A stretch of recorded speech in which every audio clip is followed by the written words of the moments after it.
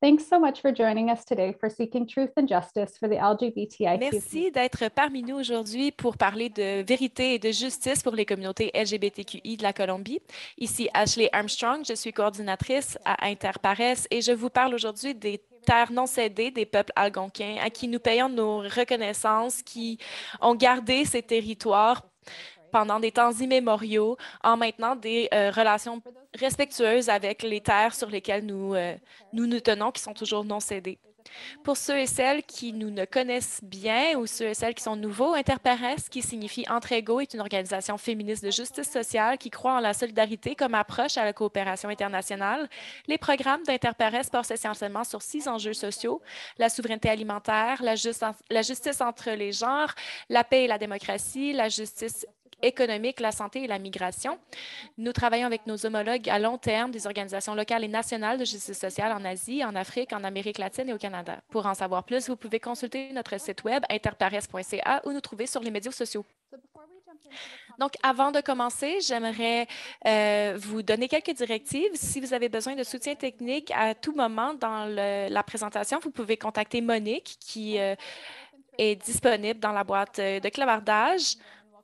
Et n'hésitez pas à nous faire parvenir vos commentaires et vos questions au cours de la présentation. Nous y retournerons après la rencontre. Donc, et comme je le disais plus tôt, nous adorons en savoir un peu plus sur nos participants et nos participantes. Donc, n'hésitez pas à vous présenter. Et ensuite, prenez note que la séance d'aujourd'hui sera enregistrée et vous sera partagée par la suite. Aujourd'hui, nous voulons parler de justice et de vérité pour les communautés LGBTQ et les survivants et les survivantes des conflits armés en Colombie.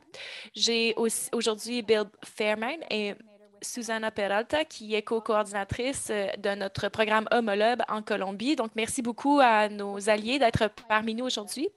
Donc, avant de passer la parole à Bill et Susana, nous aimerions entendre parler de comment vous êtes reliés à la Colombie. Donc, vous voyez présentement un sondage apparaître à l'écran. N'hésitez pas à le remplir quand vous avez un moment. Donc, on aimerait savoir si vous avez de la famille en Colombie, si vous y avez voyagé. En fait, quels sont vos intérêts autour de ce pays? Donc, on va vous laisser quelques instants pour répondre aux questions avant de regarder les résultats.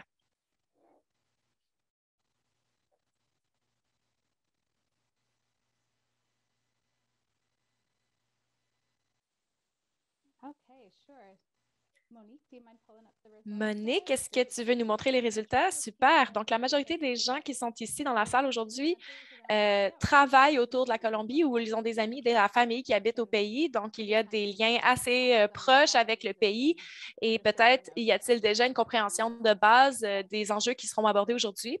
Donc, c'est un super bon départ. Ceci étant dit, je vais passer le micro à Bill et Susanna pour commencer notre présentation. Super, merci Ashley. Pour cette bonne présentation. Comme vous le disiez, je suis Bill Fairbairn, je suis coordinateur du programme d'Amérique latine à Interpares et je suis si heureux d'être ici avec ma collègue et mon amie Susana Peralta de Bolalta. Interpares travaille avec des homologues en Colombie depuis les années 90 et nous sommes vraiment fiers de pouvoir compter Colombia Diversa en tant qu'un de nos partenaires. Nous avons parcouru beaucoup de chemin pour parler de la présentation d'aujourd'hui. La Colombie est un pays qui est profondément marqué par les conflits armés et les violations massives des droits humains. Mais en même temps, c'est aussi un pays merveilleux avec une société civile vibrante où se tiennent des militants d'une bravoure et d'un courage inégalable. J'ai eu le privilège de voyager en Colombie au cours des 3 dernières décennies et c'est un pays qui se tient très proche de mon cœur, comme vous le savez peut-être. Il y a eu de nombreuses tentatives au cours des dernières années de tenter de mettre fin aux conflits armés en Colombie, ou peut-être devrais-je dire les conflits, puisqu'il y a une grande variété de conflits armés et d'acteurs dans ces conflits en Colombie. La société civile de la Colombie a joué un rôle crucial dans la négociation de ces conflits, spécialement en revendiquant que soient abordées les sources du conflit, les sources radicales. Donc, nous avons vu des succès et des échecs en ce sens. En 2016, le gouvernement colombien a signé une entente historique avec l'armée des FARC amenant une fin formelle à 50 ans de conflit armé. Ça a été un grand avancement et résultant de plusieurs années de négociations qui se sont déroulées principalement à Havana, à Cuba. Il y a beaucoup qu'on pourrait dire sur ce processus et je crois que nous en parlerons un peu avec Susanna plus tard. Mais ce qui est remarquable, c'est que c'est la première entente au monde à reconnaître les droits en fait, de la communauté queer et la Colombie a joué un rôle crucial dans cette avancée. Donc, après vous avoir donné un peu d'éléments de contexte, j'aimerais vous présenter Susanna Peralta qui va vous parler de ce travail révolutionnaire. Donc, merci Susanna. Susanna est une avocate, une lesbienne et une féministe dont le travail se concentre sur l'inclusion des communautés LGBTQ dans l'édification de la paix en Colombie. Elle est coordinatrice pour l'inclusion de la paix en Colombie. Et depuis 2 ans, elle se concentre sur la violence basée sur les préjudices en Colombie en représentant les victimes queer devant les représentations pour les compétences spéciales pour la paix, qui est en fait, qui fait partie d'une entente de négociation de la paix nationale. Elle fait aussi partie d'un mouvement militant pour inclure les droits des personnes LGBTQ dans le processus d'édification de la paix. Je dirais que ce travail est aussi soutenu en partie par l'opération de compétences spéciales de la paix qui est mobilisée par Affaires mondiales Canada et ce dont nous sommes très reconnaissants. Donc, Susanna, merci beaucoup d'être avec nous aujourd'hui. Nous sommes très heureux de vous avoir. Merci beaucoup, Bill, pour cette introduction chaleureuse. Je suis très heureuse d'être avec vous aujourd'hui et de prendre l'occasion de vous partager le travail qu'on fait en Colombie et les occasions d'avancement pour les droits des personnes appartenant à la communauté LGBTQ qui font lourdement les frais des conflits armés que nous tentons de freiner. Super. Eh bien, à ce sujet, peut-être avant de rentrer dans le vif du sujet, pourriez-vous nous parler de Colombia Diversa? Pouvez-vous nous parler de sa formation? Oui, notre récit commence en 2004 lorsque Marcella Santos, notre directrice exécutive actuelle, a rassemblé un petit groupe de Colombiens et de Colombiennes qui est intéressé à faire avancer les droits queer des communautés, des droits des membres de la communauté queer de la Colombie. Et lorsque l'organisation est née, nous avons commencé à travailler avec uniquement 3 personnes, soit une comptable, une assistante générale et moi-même. Et donc, nous avons réalisé l'immense travail à faire, autant financièrement qu'au niveau du recrutement. Et donc, même si à ce moment-là, toutes les promesses formelles et légales avaient été principalement bafouées, l'avancement promis par la Colombie ne permettait pas l'avancement des personnes LGBTQ. C'est pourquoi nous avons voulu mobiliser l'entièreté de la communauté pour mettre de la pression sur le gouvernement pour qu'il puisse au moins tenir un registre des assassinats politiques et on espère qu'on vienne à une réponse institutionnelle qui puisse prévenir la répétition de ces meurtres. Nous avons fait ce travail pendant 17 ans et le gouvernement colombien n'a toujours pas posé aucun geste, il ne tient aucun registre des homicides queer au pays et il ne tente pas de prévenir la répétition de ces meurtres. Depuis 2004, nous avons maintenant des droits égaux, que ce soit des droits sociaux, des droits de mariage. Nous avons aussi des droits contre la discrimination contre les personnes queer. Et nous avons aussi des perspectives. Pardon pour les francophones, il y a des interférences sonores trop importantes pour l'interprétation. There is also inclusion of those gender reaffirmation processes on our public healthcare system and so on.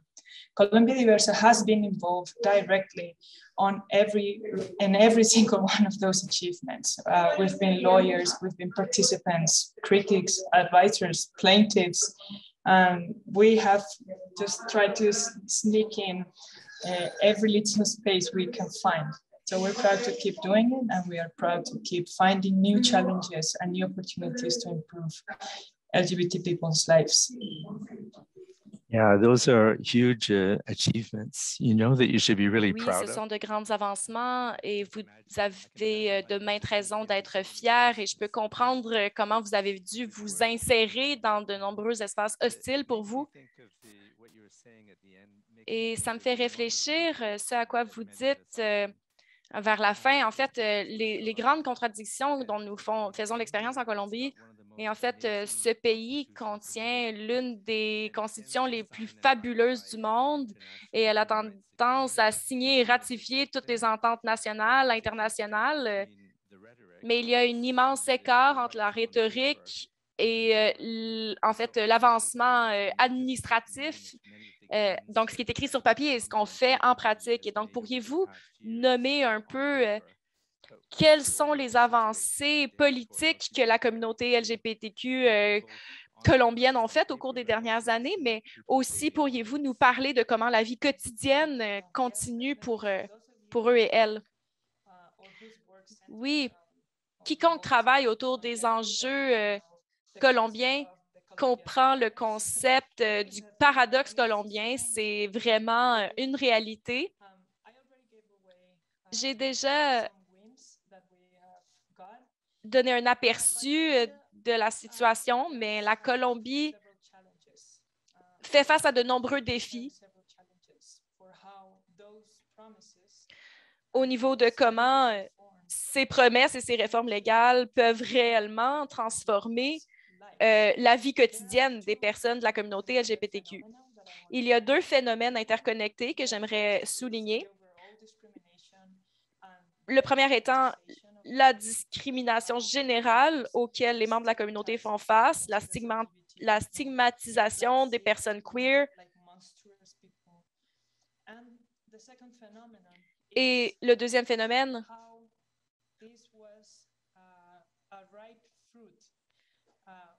c'est qu'en fait, que la guerre déclenché des enjeux qui étaient latents. Et donc, notre culture colombienne se tient toujours sur le refus général de l'existence des personnes LGBTQ. Nous ne sommes pas considérés comme étant des personnes de valeur et comme faisant partie de la communauté à titre égal. Et ça veut dire que les personnes LGBTQ seront exclues de leur lieu familial ou on leur exigera de se changer. Les personnes queer se font poser des questions très intrusives et mal placées dans les cabinets des docteurs, ce qui cause un mal-être ambiant. Les personnes d'identité trans ne sont pas reconnues ou, par exemple, la police n'a tendance à ne pas prendre au sérieux les plaintes de violence par les personnes de la communauté. Et de plus, la représentation populaire des personnes trans ou queer sont complètement biaisées et véhiculent des préjudices, des préjugés. Et donc, nous avons fait des gains symboliques, mais sur le niveau des relations politiques concrètes, la façon dont ça se passe dans la communauté, ce n'est pas le même récit. Le conflit armé continuera en Colombie tant que cette guerre insignifiante contre les drogues continue. C'est quelque chose que nous répétons et que nous insistons à identifier.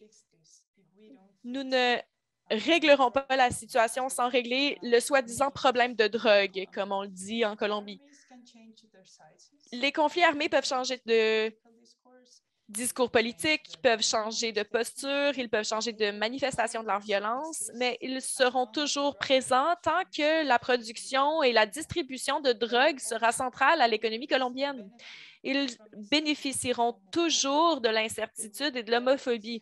Ils porteront toujours les armes et n'hésiteront jamais à violenter la société civile pour pouvoir mettre de l'avant leur capacité cruelle, parce qu'il y a toujours de l'argent et un intérêt capitaliste ou un intérêt de profit. Et donc, il n'y a aucun incentif pour eux de cesser leurs activités et la communauté queer, les membres de la communauté queer se tiendra toujours en travers de cette violence. Et donc, pour l'instant, nous tentons de survivre au conflit armé entre les groupes militaires et les miliciens, alors que nous voyons nos terres être exploitées et le pouvoir politique se resserrer sur les territoires parce qu'il y a encore des bonnes affaires à faire de la perspective criminelle, du point de vue des criminels.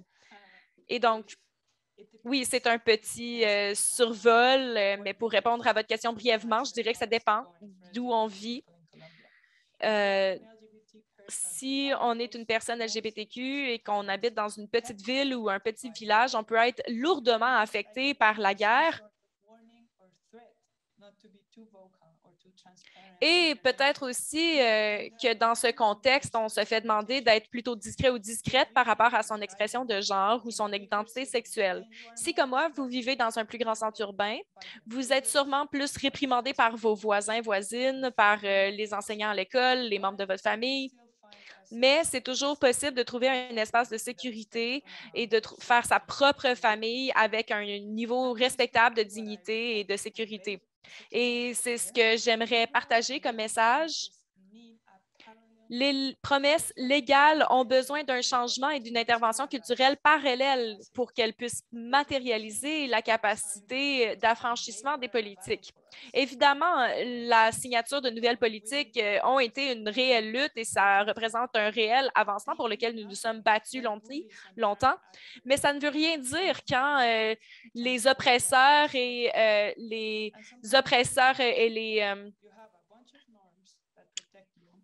et les gens qui souhaitent nous causer du tort continuent de porter les armes et d'agir impunément. Et donc, cette définition du niveau de sécurité auquel on devrait avoir droit en tant que personne queer est un débat, mais ça n'empêche pas les personnes en pouvoir de faire des décisions arbitraires sur notre accès aux droits de santé, aux droits légaux, etc. Et donc, pour les personnes LGBTQ, ça ne fait pas une différence immense, en fait, lorsque les problèmes plus larges continuent de faire rage autant au niveau des plateformes nationales qu'internationales. Wow, il y a beaucoup de contenu dans cette réponse, Susanna, merci beaucoup. En lien avec l'entente de paix de 2016, comme je le mentionnais, c'était la première entente mondiale à reconnaître les droits des communautés LGBTQ, donc ça a été aperçu comme une grande avancée. Et bien sûr, c'était le résultat d'un immense travail de mobilisation de la communauté civile dont votre organisation faisait partie. Et j'aimerais vous entendre sur qu'est-ce que cette lutte a importé, comment est-ce que les deux côtés du gouvernement ont réagi, quelles ont été les provisions de l'entente en lien avec le respect des droits des personnes LGBTQ. Quelle bonne question. C'est un moment pour moi de vous raconter des histoires. J'adore raconter mes récits. Alors, comment nous sommes-nous arrivés à ce document exceptionnel pour mettre terme à une guerre sinistre et sanglante? Donc, nous étions en 2012 lorsque les négociations de la paix ont débuté et au cours de 2 ans, il n'y a eu aucune participation de la communauté queer dans ces négociations.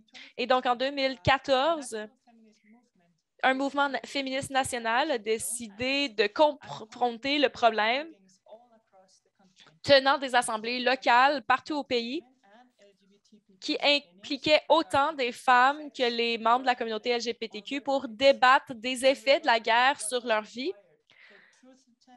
dont l'objectif était d'en venir à des solutions pour raconter les récits pour l'immigration, pour la protection des droits et aussi pour trouver une façon d'éviter que ce genre de situation réarrive. Et donc, lorsque nous avons lancé la négociation, autant les mouvements des guérilleros et du gouvernement des forces armées ont inclus des clauses spécifiques incluant la présence de négociatrices féminines et une approche basée sur le genre qui soit représentée tout au cours de cette entente. Donc, c'était 2 mesures vraiment importantes qui provenaient du mouvement féministe national.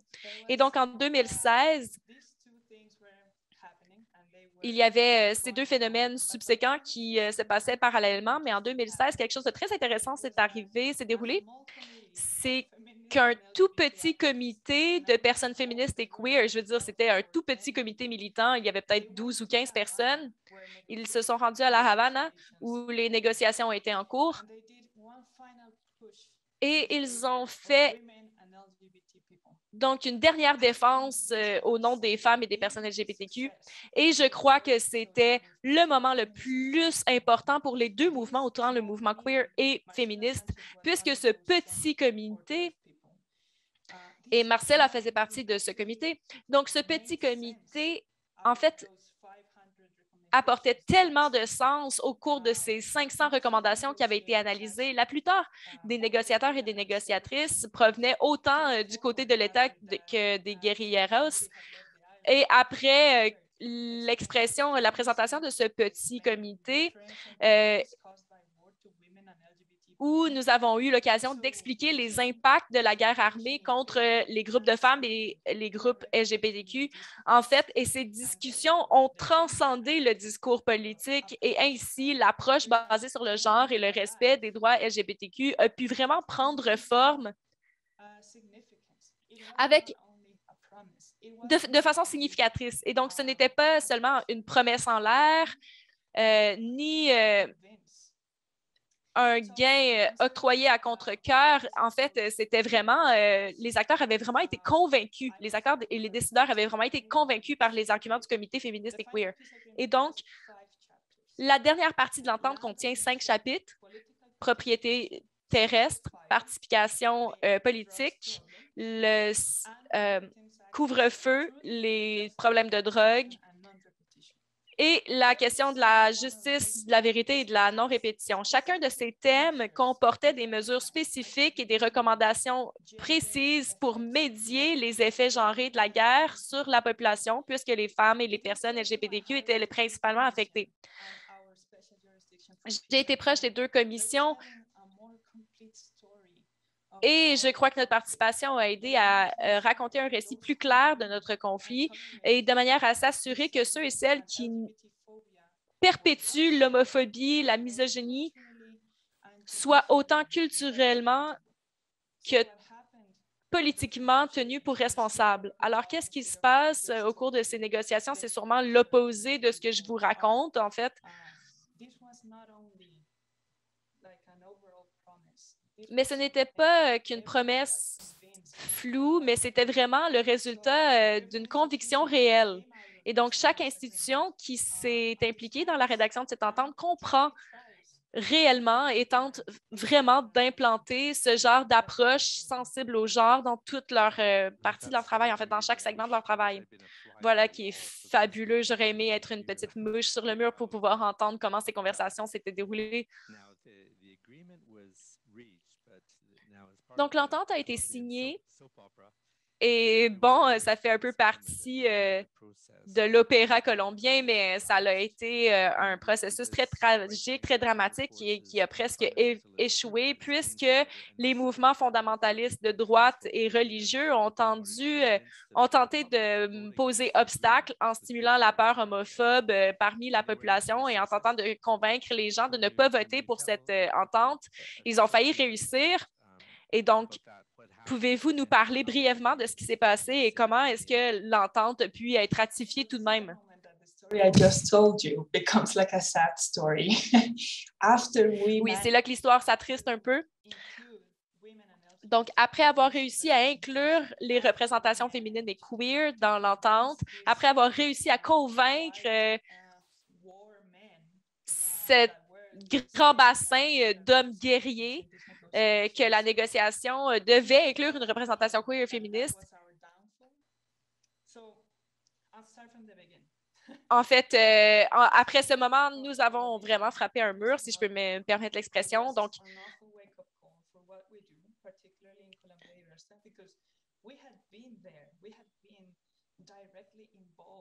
Donc, en fait, lorsque les mesures de confinement ont été déclarées, nous étions à ce moment-là très impliqués dans la défense des droits humains sur le terrain pour les personnes LGBTQ et féministes.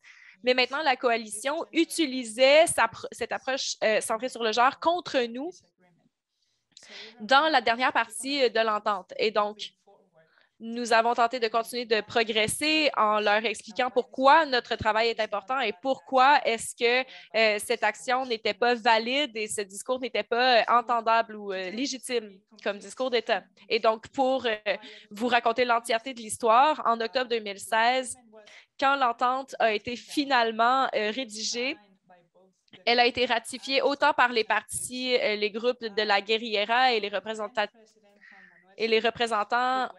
gouvernementaux.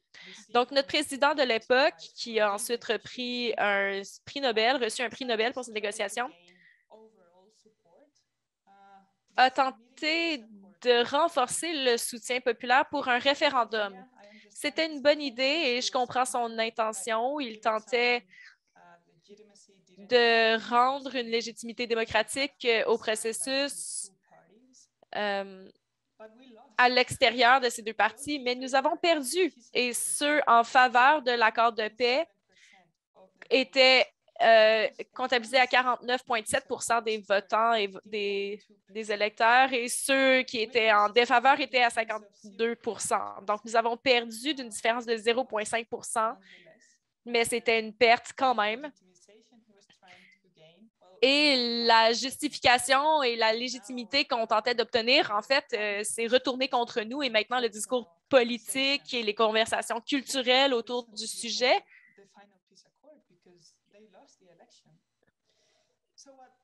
avaient maintenant perdu leur combat. Et donc, ça a été très difficile.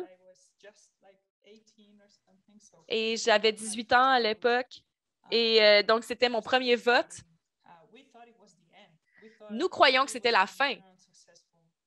Après cet autre échec de négociation de la paix, nous étions vraiment démoralisés. Mais nous avons eu du progrès après avec un organisme à but non lucratif qui ont modifié l'entente de paix pour essayer de mieux comprendre et d'y incorporer des commentaires et des critiques du point de vue de l'opposition, ce qui nous a permis de réintégrer certaines mesures de défense des droits de la personne LGBTQ, mais pas tous et toutes. En fait, pas toutes les mesures souhaitées. Alors, nous avons enlevé les mesures spécifiquement axées vers les groupes LGBTQ pour les nommer comme étant seulement des mesures axées sur le genre. Et donc, cette modification a été discutée et approuvée par les organisations centrales. Et donc, c'est ce qui a été voté au Congrès. Mais heureusement, grâce à ces solutions créatives, l'entente gouvernementale a enfin été validée en Colombie. Et donc, nous avons pu ensuite travailler à partir de là. Et donc, cette consultation et la validation de cette entente, c'est la partie qui m'intéresse le plus ou en fait qui est le plus pertinent pour ce forum international aujourd'hui. Donc, cette coalition de collaboration mettait de l'avant une idéologie basée sur le genre contre le processus de paix. Et donc, selon eux et elles, celles et ceux qui voulaient faire la paix avec la guérilla voulait inclure les femmes et les personnes LGBTQ juste parce que nous tentons d'homosexualiser tous les citoyens et citoyennes colombiennes. Et bien sûr, ça ne fait aucun sens pour moi, mais pour 52 % de la population colombienne qui a voté au référendum, c'était vraiment une vérité. Et donc, ça l'a vraiment lancé le débat ou mis la table. Et nous avons pu apprendre de précieuses leçons parce que nous avons pu voir les obstacles et les défis en face que nous devrons faire face ou que nous devrons confronter au cours du processus d'implantation de la paix. Et donc une fois qu'on a eu une idée plus claire de l'opposition contre laquelle nous devrions nous mesurer, nous avons pu en venir à une stratégie plus claire. Donc, voilà comment ça s'est passé. Un immense obstacle dont nous avons dû nous relever. Donc, nous avons eu des soubresauts, mais nous avons quand même réussi à avoir une résolution positive.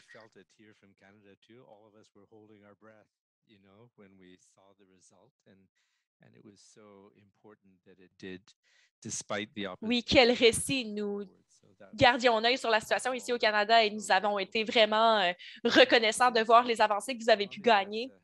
Et depuis, Columbia Diversa a vraiment travaillé à enregistrer les récits vécus de l'impact du conflit armé sur les communautés LGBTQ du pays. Et comme vous le dites, souvent, ce sont des témoignages qui sont invisibilisés et même pour les groupes de défense traditionnelle des droits de la personne, ce n'était pas vraiment un sujet de discussion.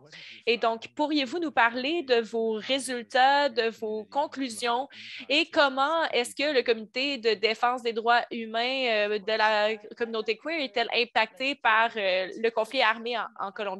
Oui, bien sûr, j'ai préparé 3 réponses pour cette question, mais maintenant qu'on parle, j'ai quelque chose de nouveau à nommer.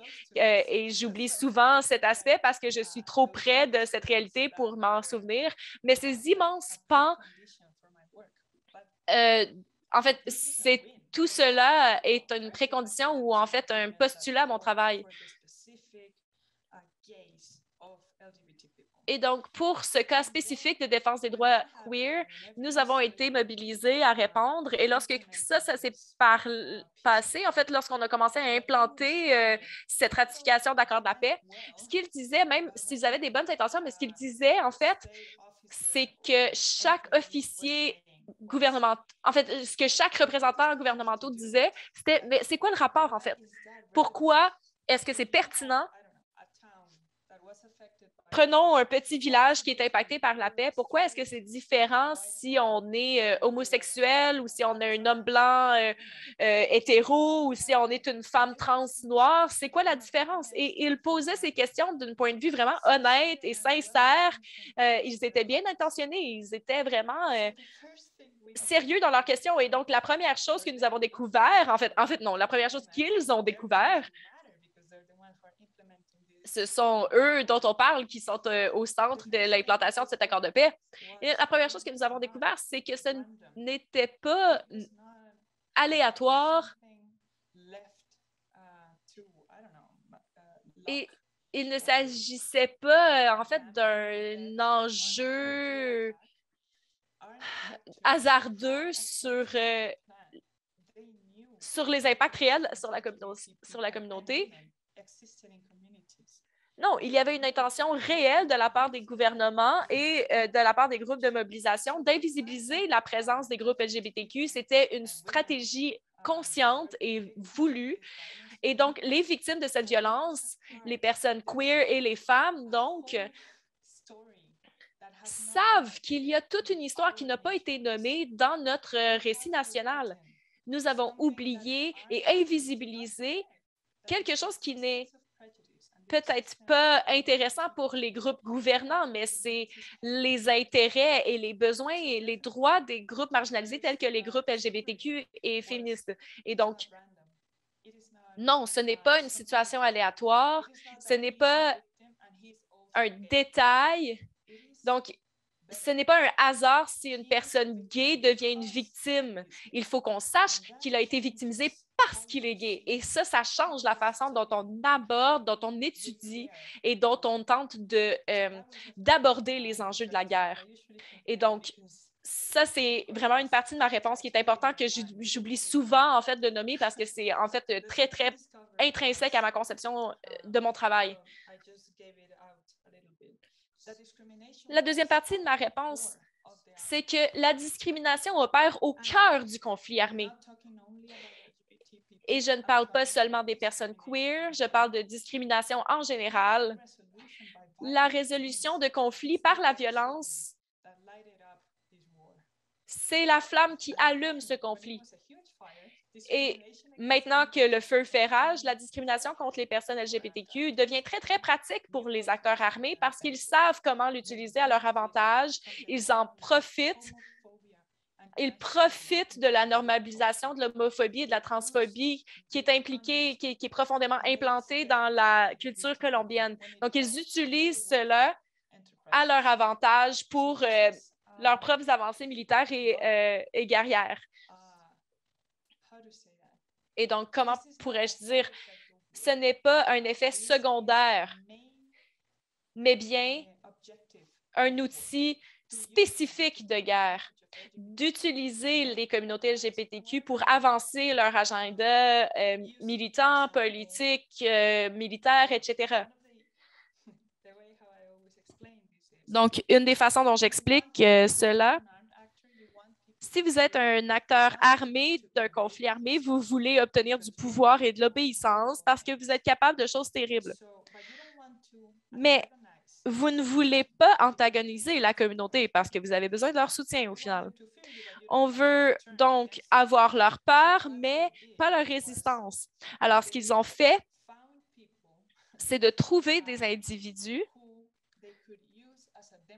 qu'ils pouvaient utiliser en tant qu'exemple des capacités terribles et de la violence incroyable qu'ils savaient pouvoir mener sans conséquence.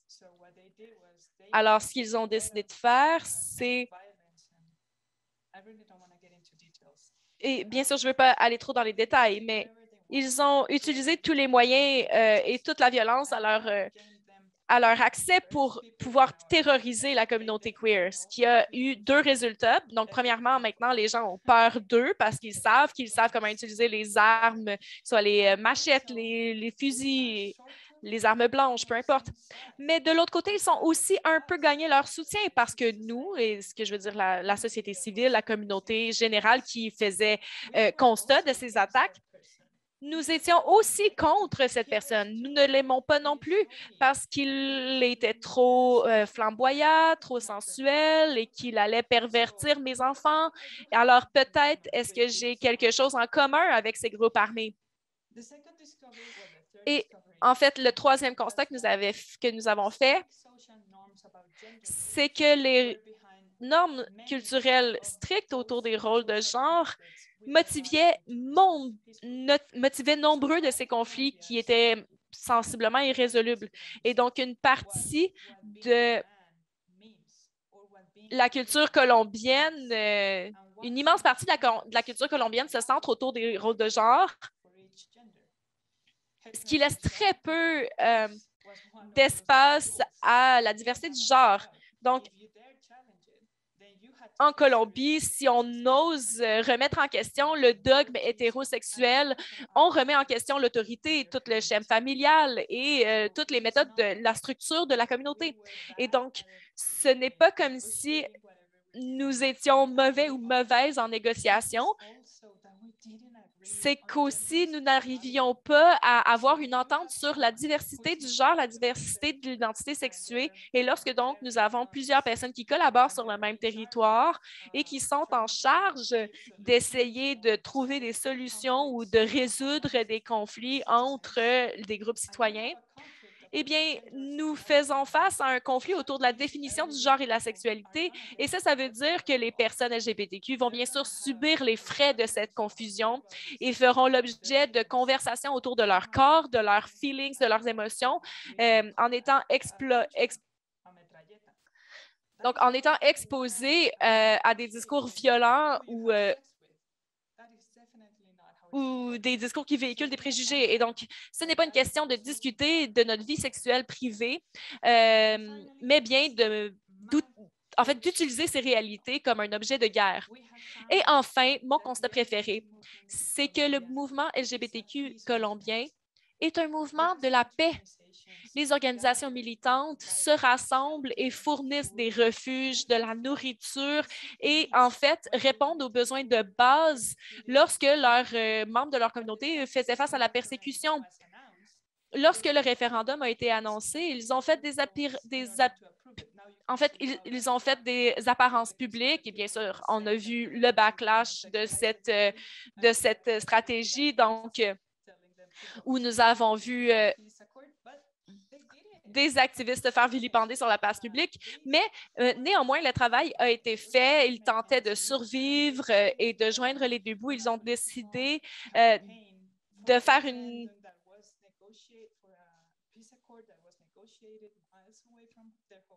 Donc, ils ont tenté de faire un référendum pour parler d'un accord de paix qui avait été négocié très loin de chez nous et sans notre consultation.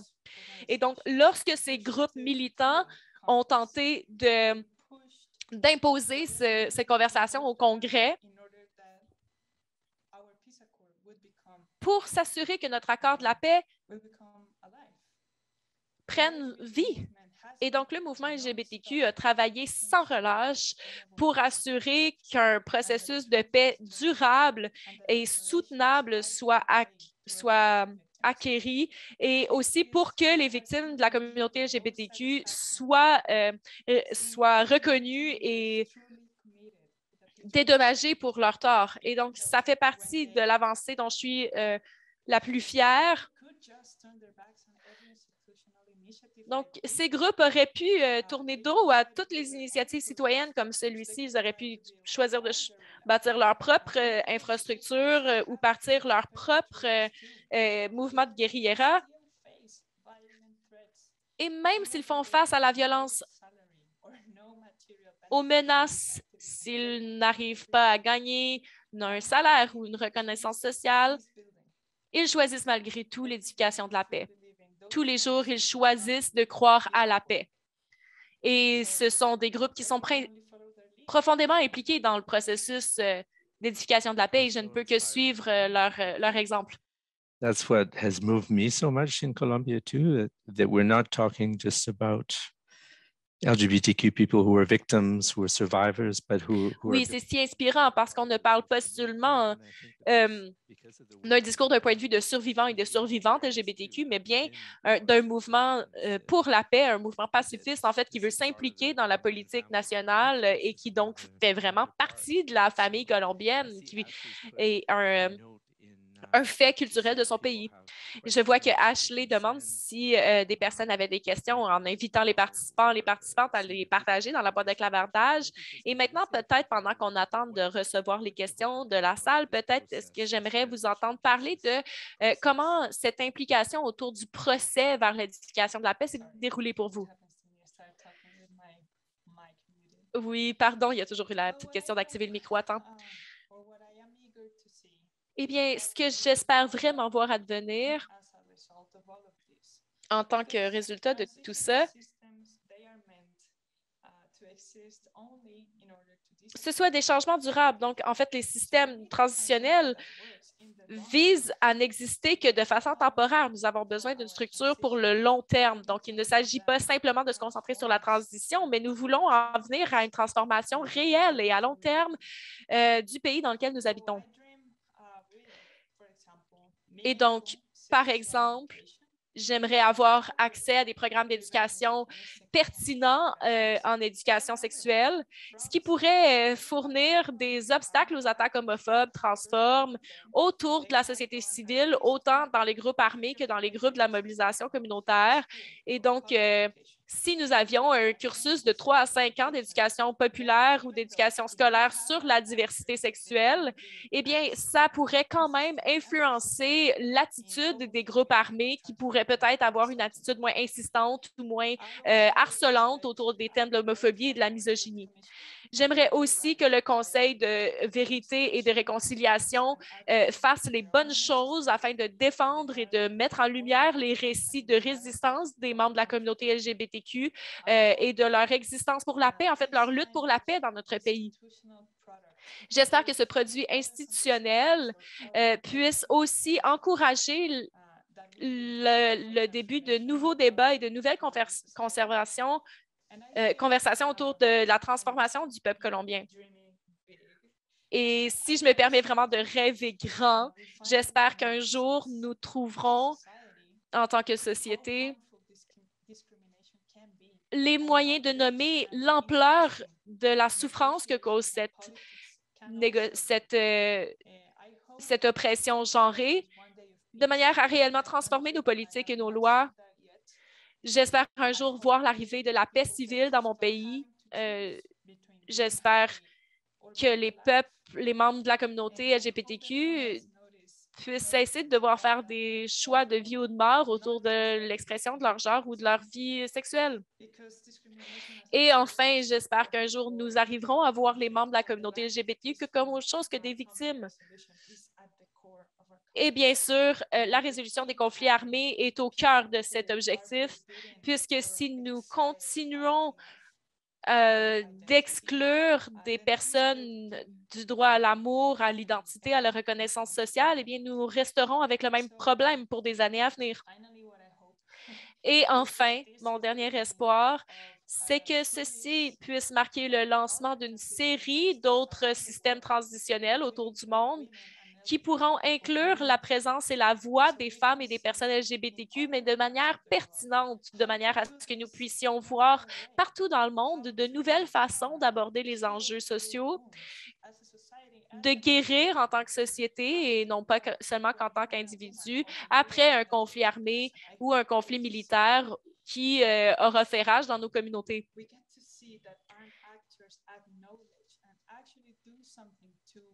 Je crois sincèrement que la connaissance et le pouvoir peut profondément changer la vie des soldats, tout comme des agents de la société civile de façon durable et positive. Et donc, voilà, j'espère un peu tout ça. Eh bien, voilà une longue liste de souhaits. Nous ne pouvons que vous soutenir et je pense aussi à combien de confiance est portée à votre groupe Columbia Diversia, beaucoup de personnes qui n'ont jamais vécu un seul jour de paix en Colombie, qui peuvent venir dans votre institution et nommer leur réalité. Et je crois qu'en fait, le niveau de confiance qui est nécessaire pour cela, c'est complètement impressionnant. Et donc, le lien de confiance que vous créez avec les personnes de votre communauté est crucial à votre travail et aide vraiment à faire élever les récits. Et voilà, qui est vraiment touchant. Ashley, je crois que vous vouliez peut-être poser une question. Oui, bien sûr, avec plaisir, merci. Donc, Laura se demandait si la communauté LGBTQ colombienne a participé dans la commission sur la vérité et maintenant qu'elle est presque à sa fin après un processus de 3 ans, quelles sont vos pensées sur ce processus? Wow, quelle bonne question. La commission sur la vérité, comme je le disais, il y a des institutions qui participent à l'édification de la paix, dans laquelle je crois profondément et qui visiblement soutiennent l'approche genrée axée sur le genre.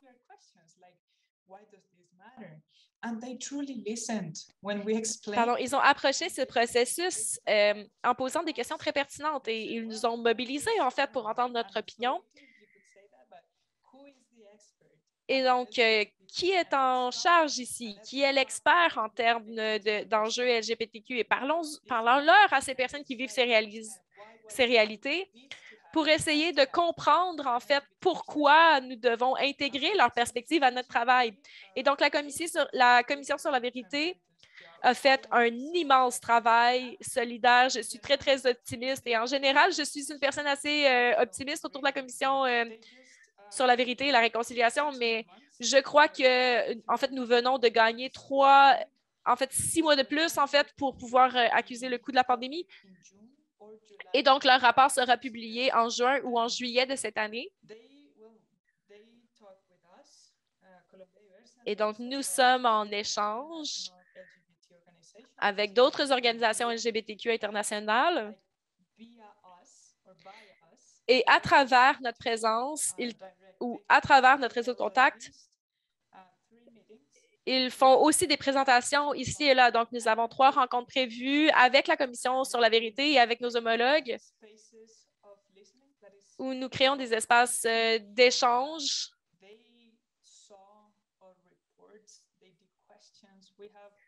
Ils ont lu notre rapport et nous ont posé des questions. Parce que oui, nous avons produit notre propre rapport en vue de la Commission sur la vérité, parce que bien sûr, on ne s'attend pas à ce que quiconque d'autre que nous puisse aller raconter notre histoire, notre récit.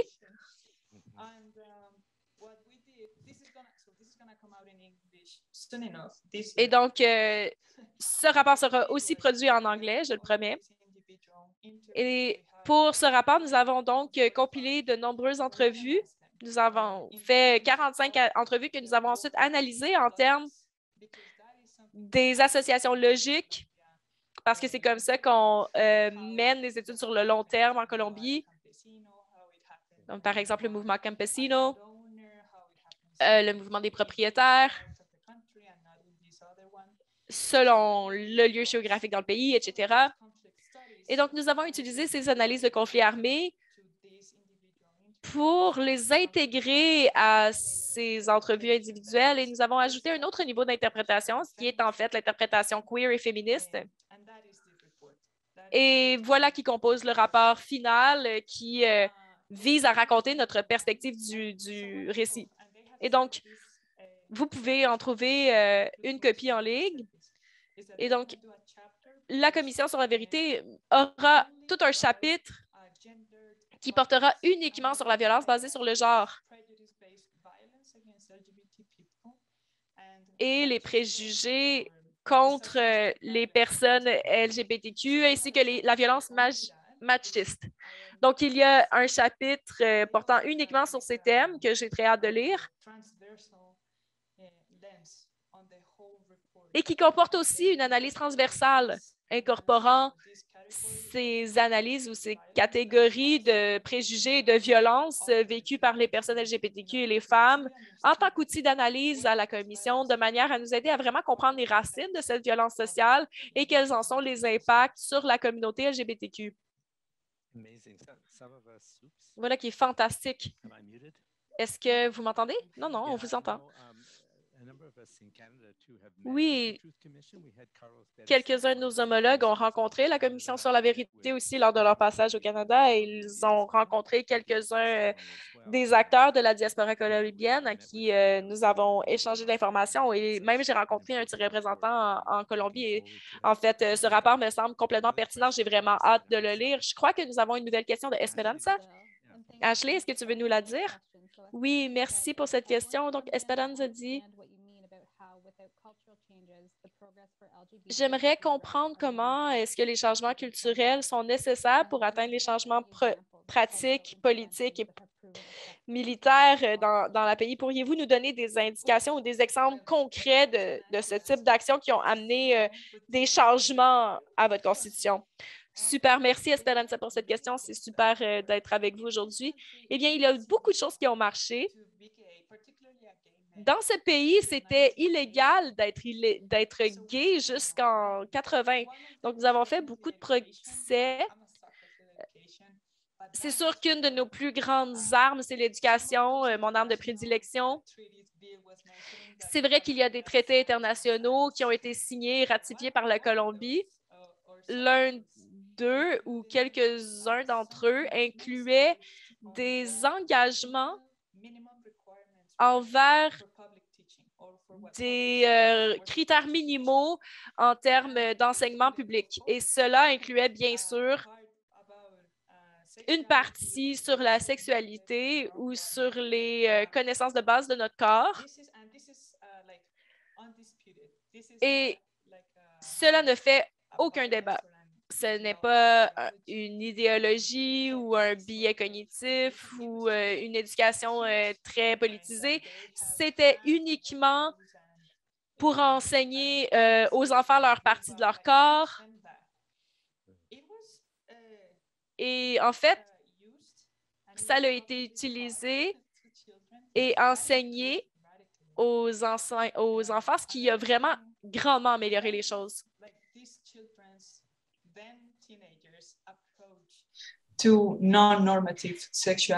En menant une analyse non normative autant auprès des enfants qui deviennent après adolescents, qui peuvent avoir en fait les outils pour comprendre que le corps est un construit social et que l'identité du genre peut quand même être très diversifiée. Et donc, ensuite, l'autre arme de prédilection que nous avons, c'est les représentations populaires, donc autant dans les séries télévisées. Par exemple, Out of My Cafe, qui est une série télévisée qui était très populaire dans les années 90. où il y a eu le premier baiser lesbien à la télé, ce qui a causé vraiment une immense avancée pour la représentation de la diversité sexuelle au pays. Et donc, de voir une relation amoureuse lesbienne à la télé, ça amène comme une possibilité, en fait, à l'image populaire que ce soit possible pour deux femmes d'être proches et de ne pas seulement être des sœurs ou des amies, mais en fait de partager un lien intime. Et ce baiser sur une série télévisée a aussi ouvert la porte à tout un autre pan d'expression culturelle qui ont pu se servir de cette même porte pour se manifester. Il y a aussi cette autre actrice avec laquelle j'ai quelques différences politiques, mais qui siège en fait à un rôle décisionnel au pays, à l'État, qui est ouvertement lesbienne. Et donc ça, c'est un avancement majeur. Et elle est en relation avec une autre femme, une autre députée au Congrès. Et donc ça, c'est très important. Et donc, c'est possible de faire de la politique, même en s'affichant en tant que lesbienne, et d'avoir des discours publics et de faire partie de sa communauté. Et c'est ce que je disais au début de cette conversation. Et ces choses importent. Et ce qu'on fait en Colombie, avec le soutien d'Interpares, je suis heureuse de le dire, eh bien, on raconte nos récits. Et j'ai aussi étudié en littérature et je crois profondément à la force du récit. Je crois que c'est au cœur de l'humanité. C'est ce que nous sommes. Nous nous racontons pour passer le temps, pour se séduire, pour avoir du plaisir, pour apprendre. Et donc, c'est ce qu'on tente de faire avec Columbia Diversa, c'est de raconter nos histoires de manière à mettre en lumière les membres de la communauté LGBTQ, non seulement en tant que victimes, mais en tant qu'êtres humains, pour parler de leurs souffrances, de leurs rêves, avant et après les manifestations de l'oppression sociale. Quel est le jour le plus heureux de leur vie? Et ça n'a rien à voir avec le conflit armé, rien. Comment sont-ils tombés amoureux pour la première fois? Comment c'était pour eux d'emménager avec leur partenaire?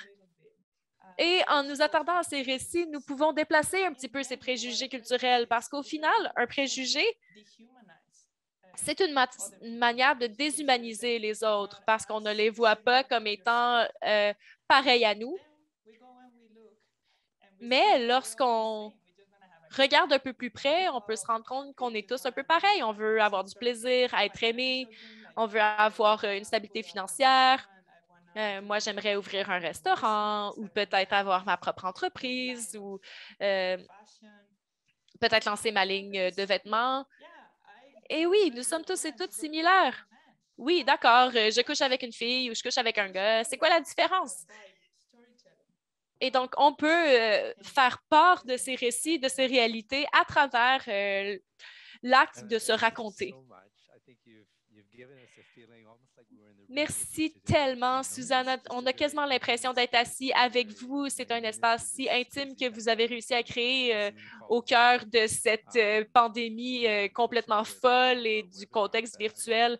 Bien sûr, nous sommes malheureusement arrivés à la fin de notre conversation, mais je voulais aussi inviter nos panélistes et nos participants à visiter le site de Columbia Diversa où il y a d'énormes matériels qui parlent de votre lutte pour la fin des préjugés, qui a aussi été traduit vers l'anglais. Donc, je vous envoie le lien dans la boîte de clavardage.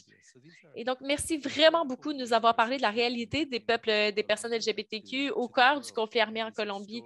Ce travail et ces récits sont tellement précieux pour les gens de partout dans le monde. Et en tant que militant LGBTQ moi-même, je n'ai jamais cessé d'être impressionnée par les récits de courage, de résilience, de résistance de la part de tant de membres de la communauté LGBTQ colombienne.